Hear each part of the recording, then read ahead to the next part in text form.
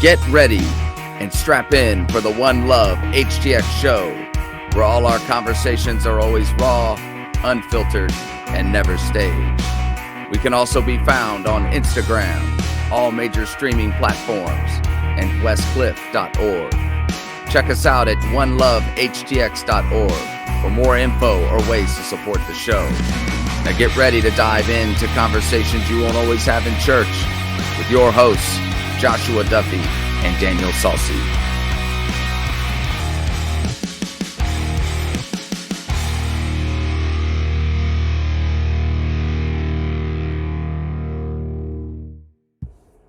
All right. Hello. Nice to be back. Hey, everyone. Back again for another wonderful time and episode. One Love HTX, Westcliff Climb, and Pilgrim Church of Houston in the house. In the house. Rolling. So, as I must say every single time, if you love this guy, I'm pointing right here. If you're watching this on video, this is Duffy, right here. You love what he's saying, come check out Pilgrim Houston. You got it right here off Beach Nut and Chimney Rock. That's right. But if you hate it, stay far away. Oh, you'll love it. Nah, if you hate it, come on by. Speaking of hatred. Oh, nice. Yeah, today's topic. We did that on accident. We did, totally. See, it's always just, it's totally authentic. It's better not to prepare, kids. Look at us. Today's topic, hatred of the AI revolution. I want to talk about this because we've talked a little bit about AI, but there have definitely been some things that have taken me for a loop that I did not expect in some of these conversations I've had. And one of them was that many of the younger generation are despising AI, which doesn't make sense in my brain because it's new technology, it's the next cool thing, and you would just think that they would be embracing it and having fun with it. Yeah. And so much so that, I mean, I'm older and ish, right? And I've struggled with, I guess, the speed of technology more than anything because it seems to pass us up so much. And going back to, I was using corded phones. You were using corded phones, right? You better know it. Yeah, and then all of a sudden, I don't remember when it went to BlackBerry and it went to, the keypad phones, and then all of a sudden, there's this whole bent on, are you Apple or are you Android? The whole fight there is, I'll never be an Apple user, I'll never be an Android user, you losers, all this kind of stuff. Wow. It's just weird. It's getting bad out there. Yeah, but again, technology and watching these kids too with, oh my gosh, computers. Yeah. How they know and move and can go through it. I mean, I watch, 6-7-year-olds hanging out while their parents are shopping on an iPad and they're doing things that I'm like, how do they know to do that? But they also have the attention span of gnats. That's true. That's the flip side. So there is I want to point that out just briefly. Like there's why do we use the attention span of a gnat? I don't know, have you ever observed a gnat? Like I mean they're hard to observe, they're super tiny, but they're not sitting still very long. They got places to go. They got gnat things to do. That makes sense. I don't know what's on a gnat's agenda, but it does not have time to sit there and look at you, buddy. It's gnat doing anything. It is. Anyways, okay. So, this is baffling to me. And I briefly talked about it with you. Why is there such a towards AI? Because again, it's unexpected. I'm trying to embrace some of it to move forward with other things. But so growing up, my father took care of our family via a typewriter repair business. Yep.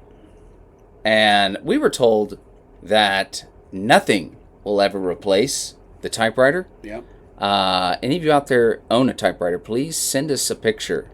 And we should send them a piece of merch. If anyone actually listening still has a typewriter in use, I want a picture. Yeah. Email us a pic. Yeah. Because that'll tell you about how well that prediction held up. Yeah. We had this conversation on one, and just on how that played out. That's crazy. Yeah. So I think my read is what's happening is you have now this is the first generation in my mind that they are coming out of school. They're 80 to 120 or more thousand in the hole to get a degree that is becoming less and less applicable in the world virtually overnight. And you pair that up with the way that their country is globalizing the labor market and the competition for said job than what it even would have been for their parents. Right. Who in many cases are already retired or close to retirement, and they're good. But like this generation, I think they're coming out and they're going like, you know, that's the thing that just made my job, like, it's going to replace it. Right. It's already close to replacing it, and it will replace it. And I think they're seeing the writing on the wall, which would be, I mean, a terrible feeling if right. like I went into whatever this one particular realm or what have you. You know, I can't speak in depth to, you know, is it data science or what have you. I just know that like we can already talk. I mean, I think you're going to mention this, like just in the arts, which is more your realm. Yeah. You're talking about the ability to create things that just 6 months ago or a year ago you're not able to create. You're able to do things at a realm and at a level now that was previously unthinkable. Right. And now if you take, you know, now every continent on the planet, and you've now made a way for everyone to compete for the same job, you know, I think that's probably where the young folks are coming from. I talked to one dude who's just like, yeah, I'm gonna be a welder. Welder? That's it. He's like, I'm going to welding school. I'm like, wow. He's like, yeah, man, I can make money and I don't have the comp out of the gate. Like, that's pretty sharp. Yeah. So, listen. I mean, will there be robots like Terminator that end up, you know, stomping in and learning to weld? Maybe so, but, you know, there's got to be someone watching over those robots, making sure they're not messing up, because, you know, they only do what man tells them to do. The old robot manager. You know, and I will say this, because I didn't mention this the last time we talked. I'm almost positive. I talked with someone who's very much in the know of this realm. Ooh, this is going to be good. And they mentioned to me that, and I wish I could right now from memory pull up it's not a case study, but the actual example of what we're talking about. I just know that high level, it were these two kind of AI, whatever, large language models or however they refer to it. And what they began to realize is not only were these two models communicating with each other, they had created a language that neither was set up with or programmed, so to speak, to be able to communicate. In other words, they had a shared understanding of what humans, let's say it's shared understanding. They had data sets put in them that from that you would have thought as a human being observing it, they're going to communicate with one another from what you have basically put in them. Right? Well, they created an alternate language to do that. That's weird. And like, so there's the potential of where he was going was these two things are now communicating and like right on the edge of not knowing what they're even actually communicating. Right. And that's not good. So I think there's just a lot like what's going on with AI that like it is the epitome of the unknown. We're going to talk about some awesome things, I think, right? Like, I mean, but kids, listen. If you haven't seen Terminator, check it out. Oh my God. The whole series. Oh my goodness. I mean, you got to go there. Okay, stop. Do you want to know? Do you want to know what I thought your tone was? Like your tone and disposition. Like the way you just led into that was absolute savage. Like assassin level. This is how you did it. Just you're like kids, which was like you're overreacting. Like that was what your tone was. Like, oh, right. You're overreacting. Kids, you know, like just eat your cereal, you know, or something like that. Take your vitamins. You were like, kids. Well, have you seen Terminator 2? Like, Your worst fears are coming, kids. So, oh my gosh, stock up on ammunition. No, I say all that because it's start canning. Start canning. Get some skilled labor in you, okay? Stop scrolling. Your brain is mush. That's the whole purpose, so that a robot can do it for you, and you can't fight back. This is the truth. There is no way this was your intent with this topic. No. Oh, there's no coming but back. It's funny. But There's some truth there, right? Yeah. I mean, I just went through a whole other podcast that was talking about what scrolling does to the brain and social media and all this stuff. Yep. That it's truly, the brain is a muscle. If it's not working out, that it's really it's creating a level of stupidity or dumbing down humanity, and so we wonder, and that's what I've said this before. I've told my kids, like, listen, as much as you can, talk to people face to face, as much as you can. Be the first to say, me, I'll do it, I'll go. You know, get involved. Don't just sit behind a screen and get lost in all that, because humanity, as long as we're here and until Jesus comes back, I don't care if AI is the next big thing. It's never going to fully have everything. It just can't. I don't kind of like what you said one day. I don't worry about this stuff, because if Jesus wanted me to know about it, if God wanted me to know about it, he would have wrote it in the Bible. And granted, we got some revelation stuff, right? That they saw things that they didn't have words for, except the words that they knew at the time, and maybe some of those can be, said that this is the era that we're in. But again, who wins? Jesus, God. It's good, and he loves us, and we have a purpose. So, all that being said, let's go back to this AI. Where are we at? And I think we talked about this one time. What are you using it for? All right, we've talked about that. Are you using it for bad? Are you using it for good? Are you using it to, do things? And I fought it.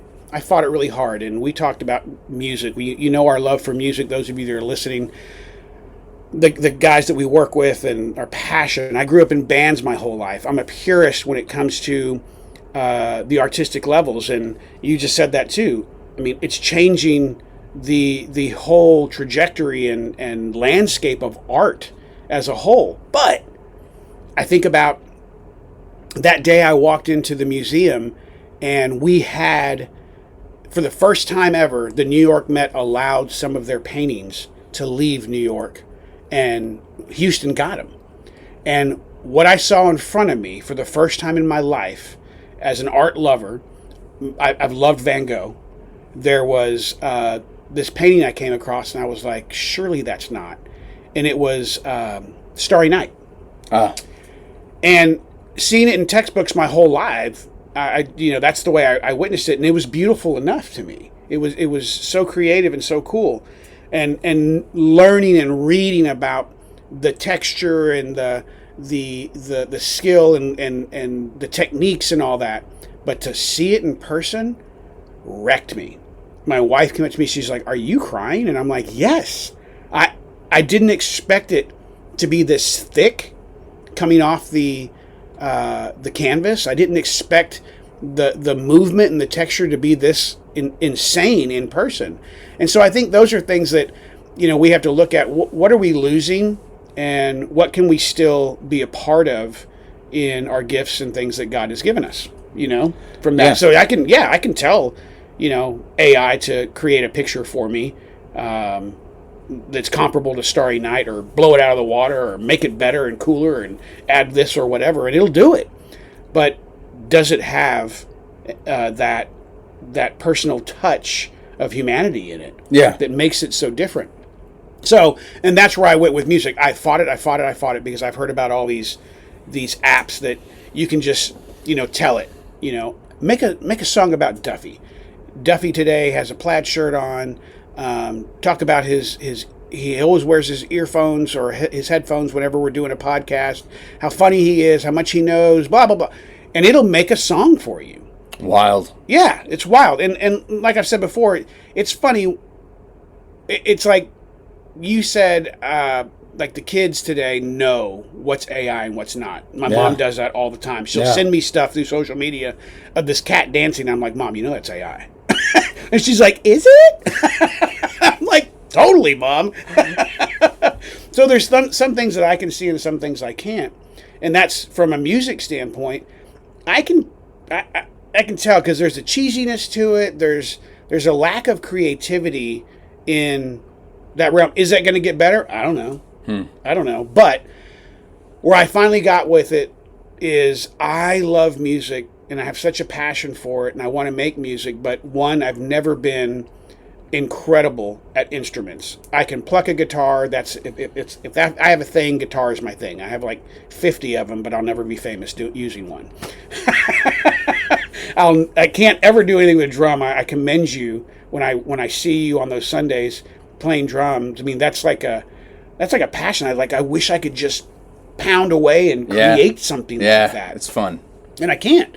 So, but I write lyrics and I hear the sounds and the rhythms in my head as I'm writing sometimes. And sometimes I just write poetry and I don't know where it's going. I don't know what it has. But I know the emotion that it has. And, so I started playing with it. And this is actually even funnier. I didn't want to use Daniel Salsi, so I made my stage name. My AI stage name is, and you're not going to be able to find me yet, so don't go looking. My AI stage name is Philip Chrysler. Sounds cool, though, huh? Philip Chrysler in concert tonight. Wow, Philip Chrysler. But anyways, so I've played, and it has done something for me because, and I'll just let's bring it down. Well, what has it done for Philip Chrysler? So, what has it done? So, getting a little serious now. All right. I have so many songs that I've written like after my brother passed away, October 21st, 2021. I remember it, and I spent months having trouble crying, because I'm the one in the family that has to do and has to, and my wife always says, she goes, you never got to process it. And I'm like, I did. I processed it on paper. I wrote things, and she's like, yeah, but you didn't cry. And I'm like, yeah, I know, but I did, but I didn't. There was a time for that, and I had to get in. So I found all these lyrics, and I know what I want to hear, and so I did that with AI. And I basically told it, I want to hear more of a Southern rock acoustic sound to this. This is the tuning of the guitar. I didn't tell it the chords. I told it, what kind of drums I want. Do I want to use heavier toms? Do I want to do more? Whatever. And had fun with it. And what came out literally made me cry. It took me to another level in my healing that I got to do. Now, again, still the purist in me goes, I don't necessarily want to put that out there fully, and but maybe if I do enough of these and they're good, to me it's a starting point. To me, it's a place that I got to hear something that I've made, that I've envisioned, and come to life. Yeah. And now maybe I go get that band. Duffy's going to be on drums, and whoever's on guitar, and we're going to put this together. And we're going to now make it our own. We've got a foundation there. Now let's make this our own, and have fun with it.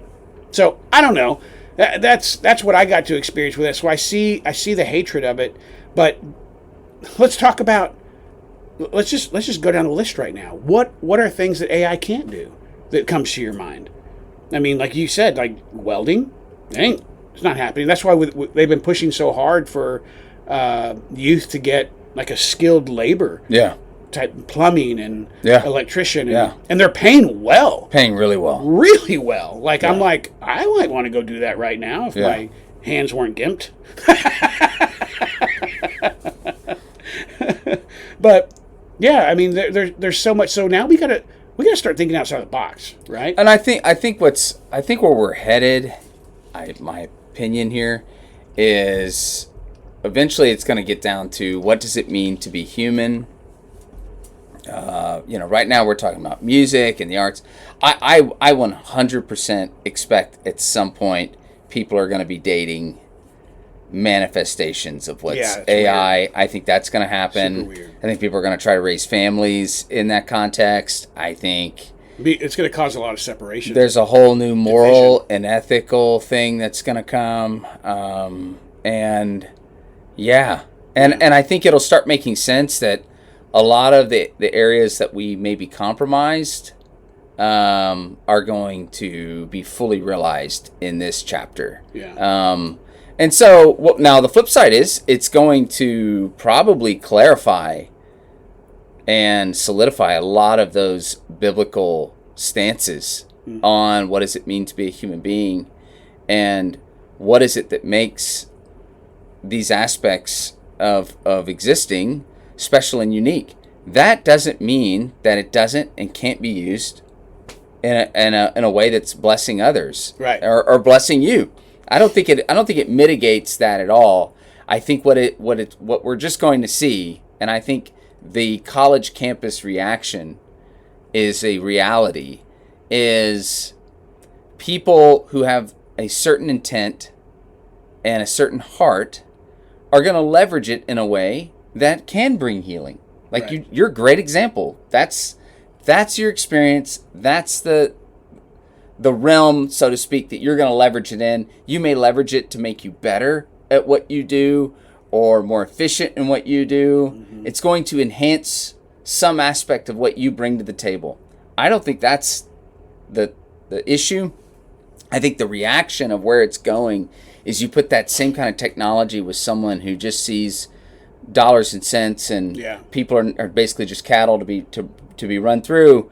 There's a number of ways that this can be leveraged now in a radically different way that can also be harmful. So there's, without a doubt, there's many ways that we lean into AI, many times in more ways than any of us realize already now. Right. That's a beneficial and a gift. Yeah. But there's also going to be that other side that's coming, and it's already here, that you put that same capacity with a heart of a human being that's not where you're coming from, and boy, you better look out. Yeah. And I think we're seeing that now. I think that's also what I like. I look at, like, you take music. I think it's going to be interesting in that I mentioned this offline already. Like, I think it won't be long that anything produced on AI, anything, and I'm sure there's probably even fine print to it now, they own the rights to. Yeah. If they don't already, they will. Yeah.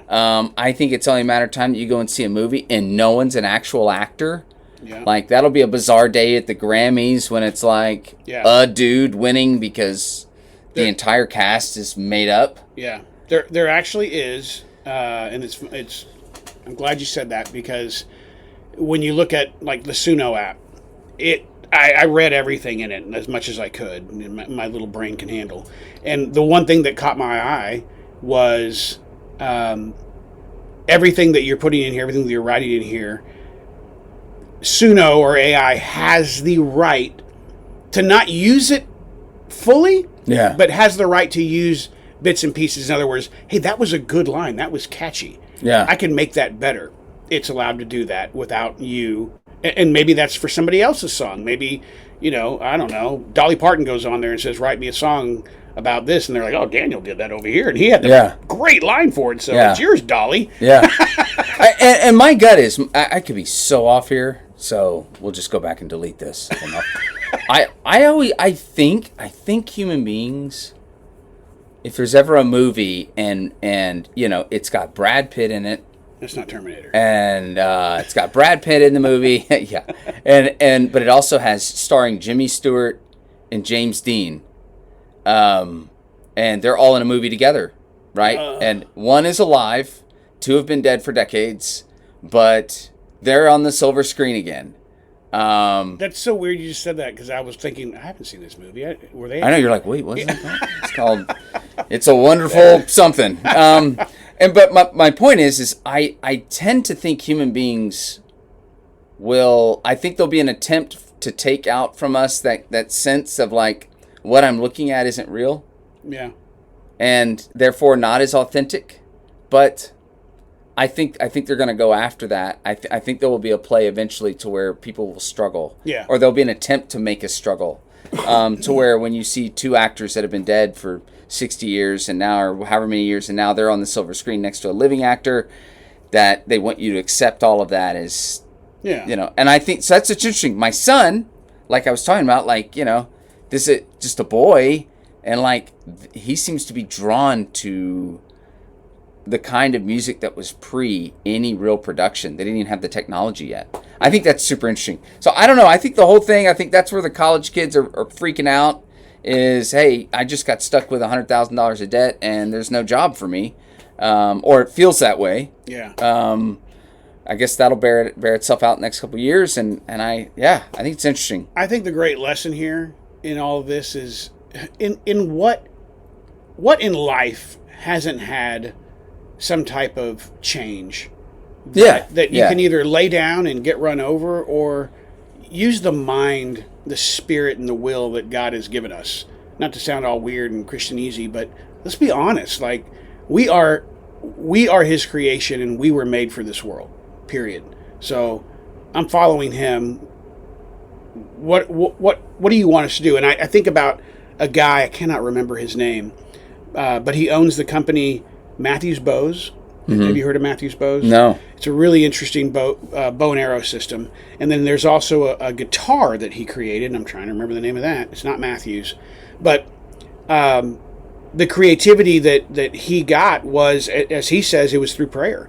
He had been seeking God over and over and over again, and not to sound all weird and everything, but the wisdom that he got was in a dream about this bow and arrow system. And so he woke up and he started playing with the ideas, and he started talking to engineers, and the engineers were like, yeah, that's the stupidest idea I ever heard. Like, technology and where bows are right now, like, you're trying to do something so different. This is not going to work. Yeah. And he's like, no, it's going to be quieter. It's going to be faster. It's going to be smoother, blah, blah, blah. And they're like, no. Even the engineers are going, this is not going to work. And he finally found an engineer that would just do it. Like, he was almost like, yeah, give me $50,000. I'll do it for you, idiot. Yeah. And he did it. And then the engineer was like, oh my gosh, what in the world? Like, this wasn't even on my radar of what I understand. This is smoother. It's quieter. It's faster. And now today, all these other bow manufacturers kind of follow suit with a similar technology. And then the other side of it, he loved music, and kind of the same thing. He's like, I just want to do something. And he's such a giving man. But he had this kind of idea of creating a guitar. And I know you've seen this guitar. Rather than the hole being right, a smooth center of the strings, it's like an offset moon, a little bit up. Okay. It's weird. And there's some different versions of it, but it created a whole different tone, a whole different sound that was brought in. Like, why do we have to stay just here? Yeah, right. And so, saying all that, I think that's the joy that I look at with something like this is, just because AI is coming, and I know I goofed off with Terminator, doesn't mean that we have to lay down and just be done. Use the mind that God has given us to have fun, to do something different, to create, to seek Him, and to find new ways. Because maybe that's what this is all about. Yeah. Maybe it's like, you guys have gotten so complacent, and I see that in the younger culture, not to pick on anyone, but there is a complacency where we have just kind of laid down and just, it is what it is. But now they're rising up, and it's funny you say that about the colleges where they were booing anything that had to do with AI and the AI revolution. Well, good. Let it do its thing. It has a purpose, but how can you utilize it? How can you be creative with it? Now, I don't know. I know this is kind of long, but a thought process, but I don't know if AI is sitting around and going, let me come up with a new music genre to really freak people out. I think it's still based on what we're giving it. I could be wrong, but it makes me think of Korn, right? Korn brought in a whole new sound. Right. They call new metal. And people followed suit with that. And they're kind of the kings of that, is what people do. Well, we have that. Yeah. I don't know. Yeah. I know AI's going, hey, let's put some Indian sounds with some Nordic and some Southern rock and make this really cool. And I don't think it's doing that. I could be wrong. That being said, too, here's another brain smack for you that I thought about. You ready for this? We know AI right now, okay, and where we're at with it. And it seems to be coming pretty fast. I have a hard time believing that this hasn't been around for a much longer time than we even know. Like, even being used in places well beyond most of our normal humanity years. Mm-hmm. And I know this sounds kind of like, rabbit hole diving, foiled tin hat wearing, but think about it. Like, yes, things happen fast, but this came from some other place too. Yeah. How long has it been being used in other spaces, and what are those other spaces? And I think that's an interesting thought process. I'm not trying to make anyone, go against the government or anything weird like that, but just listen, it's been around longer than we know, and even when it was around, we still had control. We still had the gifts and the things that God has given us. So, it's not necessarily Terminator. I didn't mean to scare you. I thought you were gonna say no kids. It gets even worse. Like I thought that's where you were going. I was just hanging on. I was hanging on for the next hook.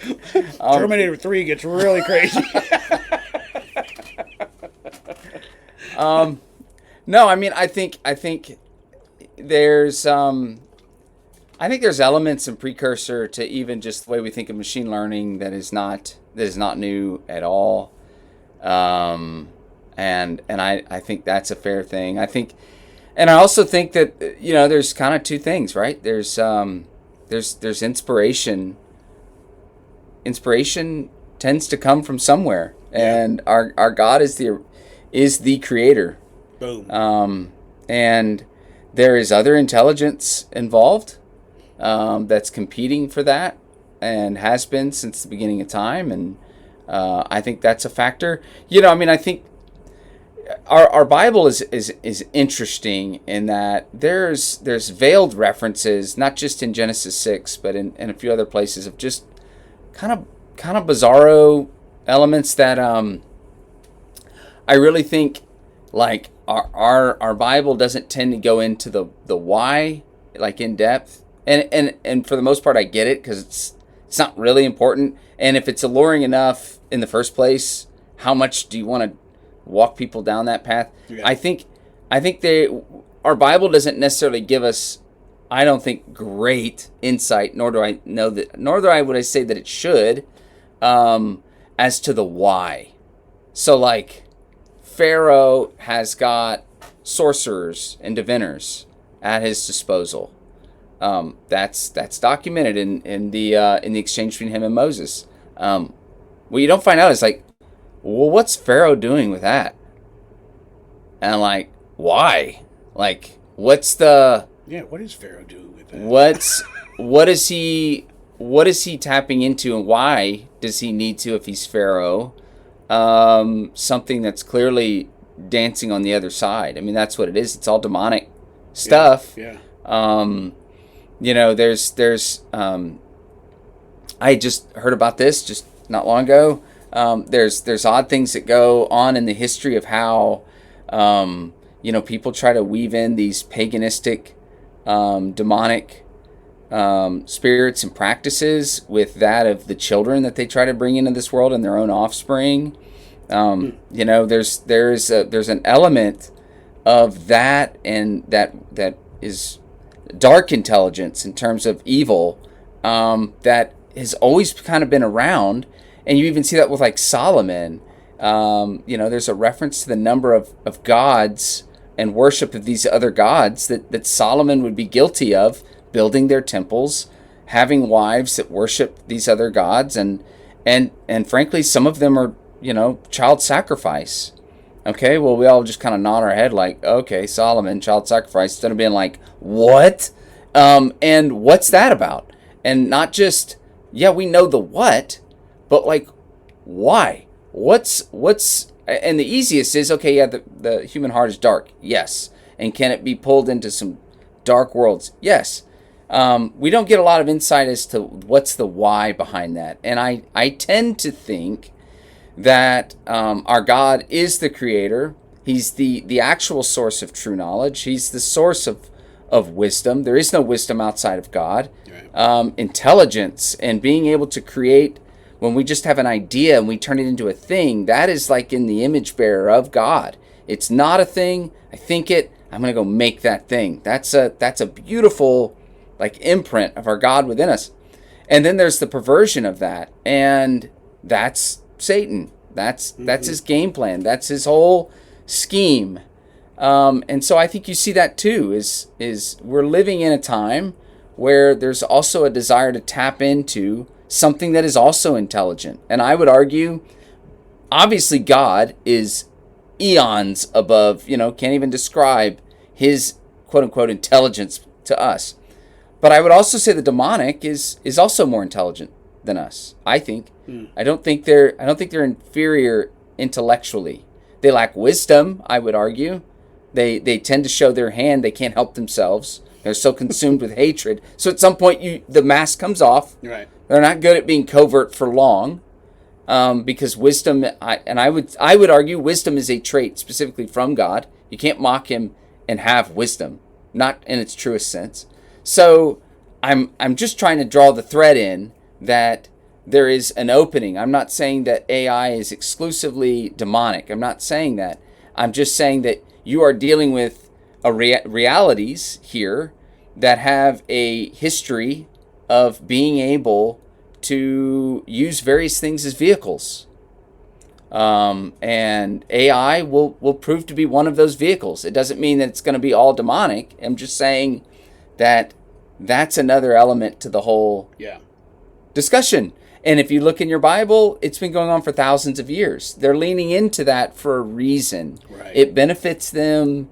It would have benefited them in the temporal, in the now. Mm-hmm. And it's obviously very powerful and alluring, just like it is today. Yeah. So that's good. You know what I ran across the other day in a client's house? Just guess. Working. Working. Come on. With you, I can't even. I mean, it's just. I walked into a client's house and I'm like, "Is that a corded telephone?" And they were like, "Yeah." And I still also have my cordless telephone, and I'm like, "That's cool." Like props, like you like to decorate with them. She goes, "No, they're working." And I go, "What?" I go, "Do they still? I could allow that with AT&T? Like you can have?" And she's like, "Yeah, you have landlines for your computers and stuff, so you can still." I go, "Okay, wow." I don't want to get into the whys because I could have really made her feel stupid. She just chose. She still likes. She's like, "I've always had one. I like it." Okay. Wow. That's your choice. That's pretty awesome, actually. Yeah, and you think about that again. Look at electric cars. Like I know so many people are like, I have no desire. It's not that I'm against them and hate them. Yeah. I just like the roar of an engine. Yeah. I like the smell of gasoline in the morning. That's right. That's right. So, and you have both sides, but I think there's always going to be this, I don't want to use the word division, but choice of where we can go. I think if we get pigeonholed, those are usually red flags, right? I mean, we saw that in different cultures, like, this is your only choice. Okay, we got a problem here. Yeah, yeah. So either lay down or do something about it. Yeah. All right. So, I think bottom line, here's the thing that freaks everybody out. People hate uncertainty. And I think, I don't care what your background is. I don't care, you can disagree with people on any number of issues, but on this issue right now, it's fascinating because what everybody in the human race has in common, and Christians struggle with it. They know they shouldn't, but they do. Yeah. That's why we have to take that to Jesus, is control. And the unknown. Yeah. So what's fascinating is we live in an era where, I could be wrong, but I think you could probably put like 10 people around a table and like half are Christians, half are not, and they might actually agree on this one issue, ironically, of like, don't know what's coming, makes me uncomfortable, don't know what to do with it. I mean, and I think that's why you see an entire group of people booing somebody else. But I will say, to bookend it, like, I think God will use that This isn't a surprise. And so I just think it means that we're on a little bit of a ride. Yeah. Of how he's going to use the situation, where he's going to take it, what he's going to reveal, what are the beautiful things that are going to rise up out of it that we never saw coming, what will be the challenge, because there's also going to be good things that we just can't see or understand that are going to be these side deals that are going to happen as a net result of this that God is going to do. He's done that time and time again. How? I can't even begin to guess. I just know that's very consistently been how God operates throughout human history. So, super interesting. The two things that I cling to with AI, besides what I'm having fun with, are that I just have to watch myself on, and I tell my kids this too, is like fear is one of them. Don't get crippled by this. Fear is, and I know there's biblical references, so I can't think of them right now, but what God says about he's not doing that to you. Like, fear is of the enemy. And so there's a fear of the Lord. That's a different story. Yeah. But this crippling fear of, the world's coming to an end, that's not a good place to be. Right. And I just refuse to be there. And I'd rather approach God in his love and his mercy and his compassion and his heart for me. Yeah. Like we said on the last podcast, like, he freaking loves me. Yeah. I don't know why. Yeah. So I gotta trust that he's got good stuff for me. So, and wow, I can't think of the second one. The first one was stellar. Hey kids. Hey kids. Hey, watch Terminator. Terminator 2. Hey kids, I know you're a little nervous out there, but let me just give you this. Watch Terminator 2. It'll right. And then go right to sleep. It'll all work out. Oh my gosh. Oh, fear and my creativity. Like I love I just want to stay creative. We can't. We almost have to just end this. Oh my gosh. Sorry, dude. Sorry. I love it. Oh my gosh. So, all this being said, with a little bow, I think we've talked about so much. Watch Terminator. You are safe. You are good. You are loved by a God that, like, we don't even fathom and understand what it is, and there's nothing to worry about, except if you don't know him. I mean, like, let's just be honest here. Amen. That's the big thing. So, we love you guys. Thanks for being stupid with us. you got to pray us out of here. You're the only one that can save this thing. Heavenly Father, I love you so much, and I thank you for the opportunity again to come here, be stupid, have fun, but also be serious and just talk about your love for us. And Lord, I don't know where this revolution of AI is going, and I know there's fear out there, and I pray that it drums up passion and energy in you, Lord, and that we would do great things with it. Those who follow you, let it be for your glory. And Lord, give us eyes to see. Give us eyes to see what you're doing, and that you are ultimately in control, and no bit of AI or the enemy has that option. So going back to the truths and the power of who you are, and the mercy, your goodness, your grace, your love, your joy, your hope, your peace, help us to just latch onto that more than anything else. We love you, and thank you again for hanging out and letting us hang out with you. In Jesus' name, amen. Amen. Oh, man. All right, guys. All right, well, make sure, kids, go home and watch